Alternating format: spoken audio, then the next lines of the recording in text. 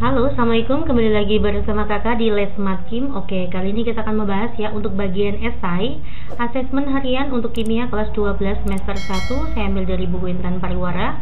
Yang punya bukunya merapat ya dek ya. Nanti kita akan belajar bersama untuk membahas soal nomor 1 sampai dengan 5. Untuk bagian pilihan ganda itu YouTube-nya ada di sini ya, Matkim Privat. Untuk link pembahasan ada di kolom deskripsi.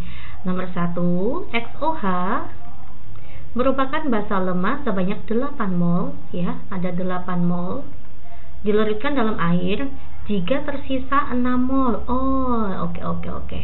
Ya, ini jika dilarutkan dalam air itu akan terion menjadi X+ dan OH-. Mula-mula reaksi sisa ya.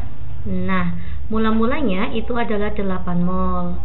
Nah, ternyata bersisa 6 mol. Ini sisanya 6 mol ya, Dek ya. Hitunglah persentase XOH yang terionisasi. Nah, kita akan mencari reaksinya. Oke, reaktan itu berkurang, produk itu bertambah ya.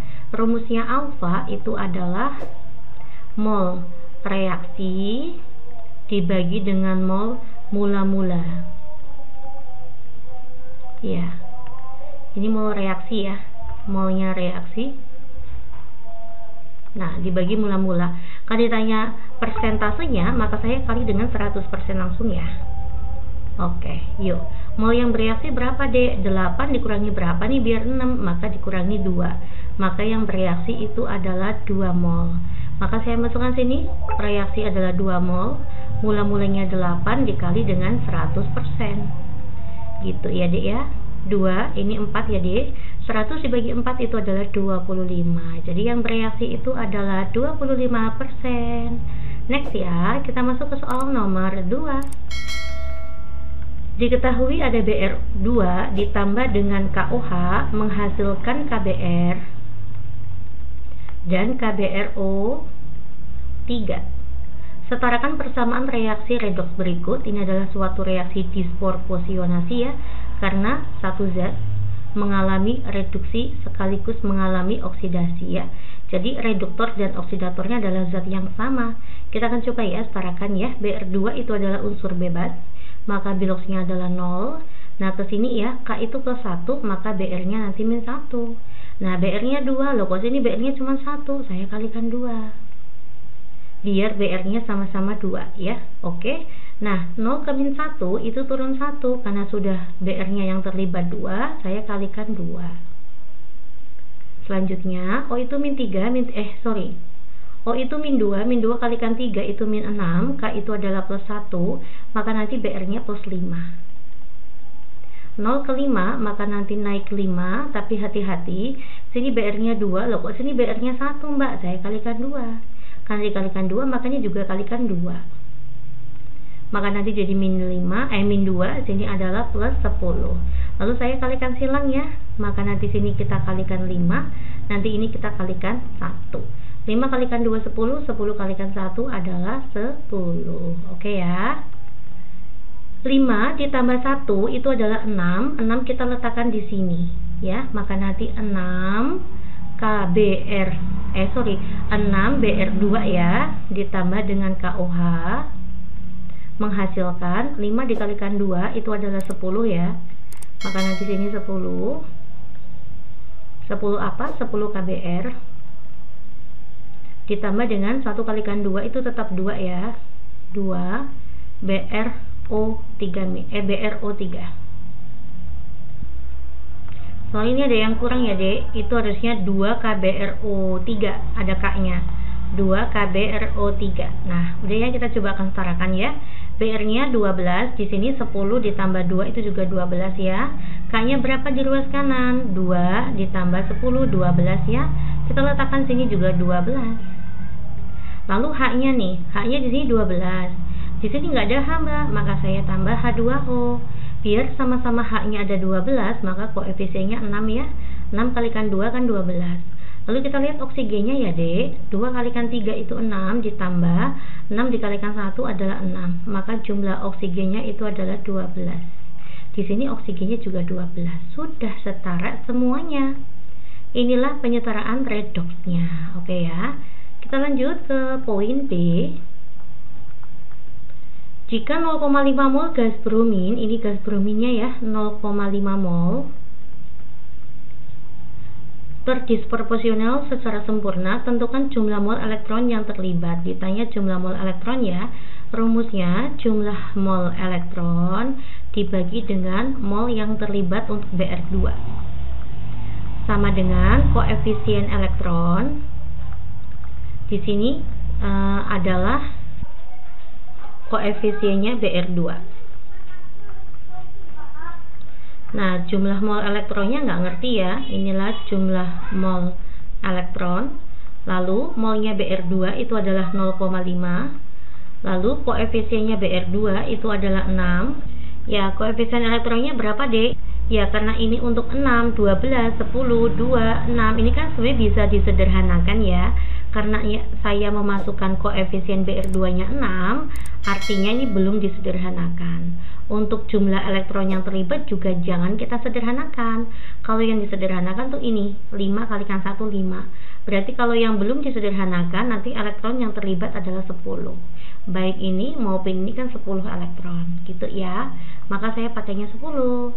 Maka nanti jumlah mol elektron itu adalah 10 dikalikan 0,5 saya bagi dengan 6. Jawabannya itu adalah 0,83 mol elektron. Gitu ya, Dek ya. Next kita masuk ke soal nomor 3. Diketahui potensial reduksi standar aluminium, yaitu artinya NO-nya aluminium sebesar negatif 1,66 volt. NO-nya CD negatif 0,40 volt. NO-nya Cu itu positif 0,34 volt. Tuliskan beberapa diagram sel volta yang dapat disusun dari ketiga elektroda. Oke ya. Untuk notasi sel atau diagram sel volta, yang jelas kanan ini harus NO-nya lebih besar daripada NO yang dioksidasi. Ini kan oksidasi ya, NO-nya lebih kecil. Coba saya akan menggunakan Al dengan CD. Al dengan CD dulu, yang lebih negatif adalah Al. Maka nanti di sisi kiri ada Al. Al mengalami oksidasi.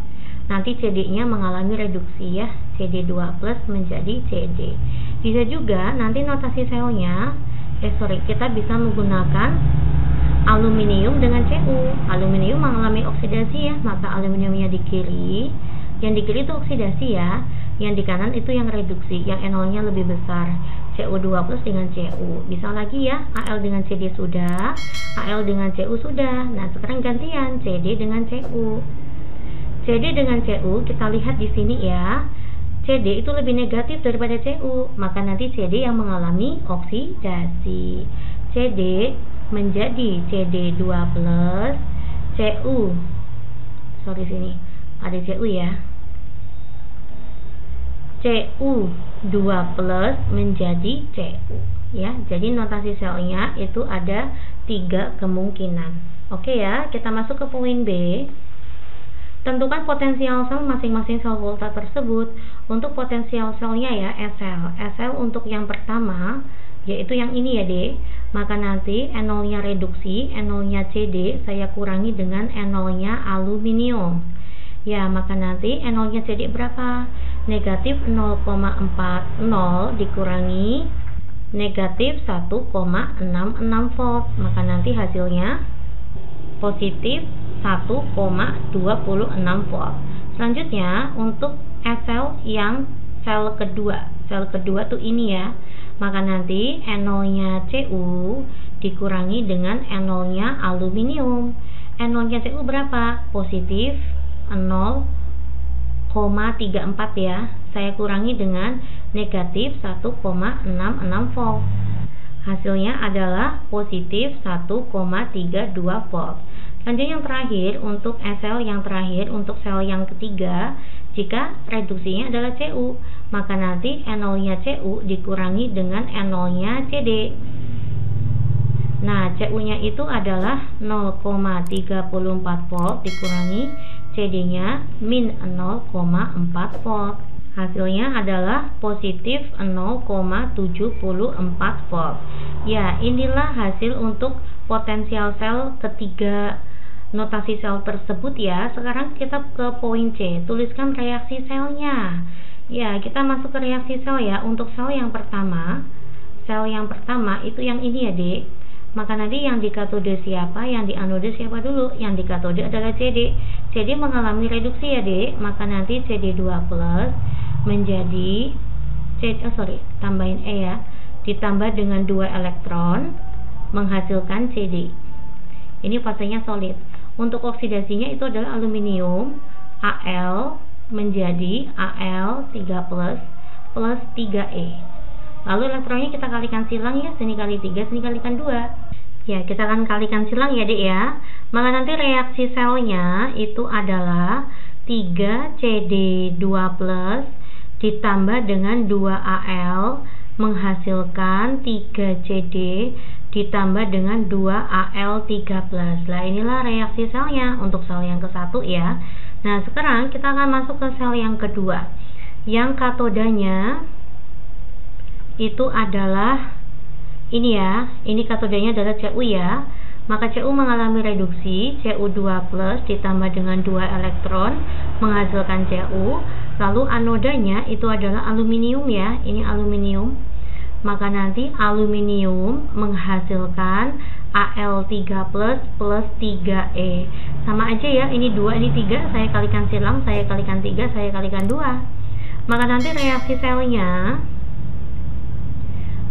selnya itu adalah 3Cu2+ ditambah dengan 2Al menghasilkan 3Cu ditambah dengan 2Al3+. Untuk sel yang ketiga yaitu ini ya. Silakan adik coba terlebih dahulu. Nanti yang di katoda itu adalah Cu, sedangkan di anoda itu adalah CD-nya. Sama seperti ini ya pengerjaannya ya. Oke, next kita akan coba ke soal nomor 4. Tuliskan reaksi elektrolisis beberapa zat berikut. Untuk poin A itu ada larutan NaI terion menjadi apa? Na+ dan I-. Nah, elektrodanya itu adalah inert. Maka nanti di katode itu adalah, karena yang masuk adalah golongan 1 dalam bentuk larutan, maka reaksinya adalah airnya ya, 2H2O plus 2E menghasilkan 2OH- plus H2. Selanjutnya di anode yang masuk adalah I-. I- itu bukan asam oksi ya, maka yang bereaksi adalah I-nya, ion negatifnya. I- menjadi I2. I-nya 2, maka saya letakkan sini 2, 2E, maka sini 2E ya, karena ruas kiri itu 2-. Oke ya Dek, ini reaksi katode dan anodenya. Selanjutnya untuk poin B, larutan Zn NO32, ini dalam bentuk larutan. Terion jadi apa? Terion menjadi Zn2+ dan NO32-. NO3- ya, 2 NO3- maksud saya. Nah, ini elektrodanya adalah tembaga ya. Tembaga itu bukan inert, tidak inert. Maka nanti yang di anoda yang bereaksi adalah elektrodanya. Hati-hati ya. Nah, sekarang kita ke katoda. Karena yang masuk adalah Zn, seng itu bukan golongan 1 dan 2 ya. Maka yang bereaksi sengnya, silakan adik pelajari lagi ya Dek. Seng mengalami reduksi, maka seng menjadi seng 2+ menjadi seng maksud saya. Ini menangkap 2 elektron. Selanjutnya yang di anoda yang masuk asam oksi, tetapi elektrodanya tidak inert, maka yang bereaksi elektrodanya. Cu mengalami oksidasi ya. Anoda oksidasi, katoda reduksi. Cu2+ plus 2E. Oke, yang terakhir untuk poin C itu leburan Al2O3. Nah, terion menjadi apa? 2Al3+ plus 3O2-. Nah, di sini yang di katode itu yang bereaksi aluminiumnya ya, karena bentuknya lelehan ataupun cairan, maka yang di katode yang bereaksi adalah kationnya, yaitu Al3+-nya. Al3+ menjadi Al yang fasenya solid mengendap di katode ya. Nanti di sini menangkap 3 elektron. Sedangkan anodenya ini adalah bukan asam oksi, maka yang bereaksi ininya ya, ionnya ya, O2- menjadi O2. O-nya ada 2 loh, kok sini 1, saya kalikan 2. Di sini -4, maka saya letakkan sini 4 elektron. Gitu deh. Inilah reaksi elektrolisisnya ya di katode maupun di anodenya. Next ya, kita masuk ke soal nomor 5. Wiras ingin melapisi lempeng besi dengan perak. Pelapisan tersebut dilakukan dengan cara mengelektrolisis larutan Ag+ selama 10 menit. Diketahui waktunya itu adalah 10 menit. Menggunakan arus listrik ya, I-nya itu sebesar 10 ampere. Jika massa jenis perak ya, massa jenisnya Ag itu adalah 10,5 gram per mili, dan ketebalan lapisan perak ya, ketebalannya itu berarti tingginya ya, tingginya itu adalah, oh ini T-nya maksudnya tinggi ya, bukan waktu ya, saya tulis di sini tinggi. Ketebalannya adalah 0,03 cm. Tentukan massa perak yang digunakan dan luas permukaan perak yang dihasilkan.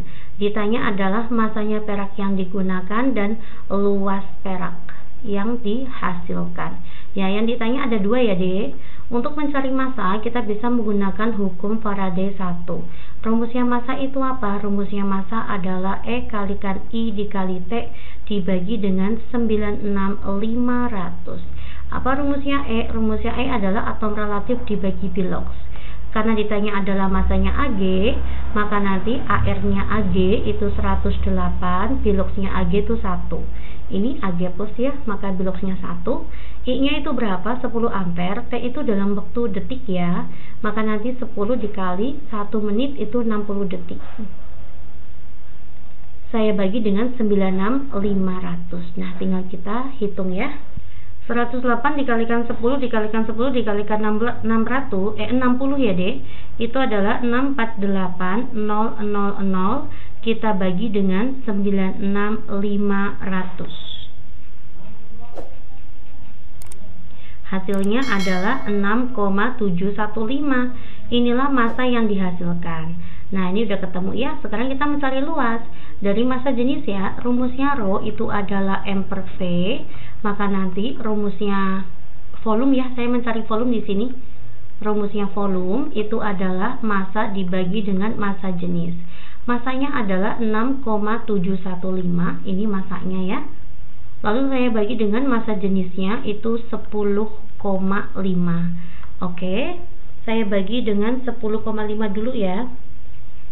Hasilnya adalah 0,639.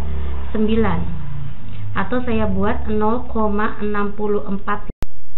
Satuannya itu adalah mililiter ya, di sini ya, Dek. Ini mililiter. Oke, yang ditanya itu adalah luas. Nah, di sini kan diketahui volume ya. Rumusnya volume itu adalah luas alas dikali dengan tinggi. Luas alasnya itu tidak tahu ya. Ini luas alasnya belum tahu. Tingginya berapa? Tingginya adalah ini 0,03 cm. Lah volumenya berapa? Nah, kita dibuat menjadi cm kubik ya. Nah, 1 ml itu sama aja 1 cm kubik ya, Dek. Maka nanti volumenya adalah 0,64 cm kubik. Maka nanti ketemu luas alasnya adalah 0,64 cm kubik. Saya bagi dengan 0,03 cm. Hasilnya adalah 21,3 cm persegi. Ya, inilah luas permukaan Ag dan ini adalah massanya Ag ya. Oke, terima kasih perhatiannya. Assalamualaikum.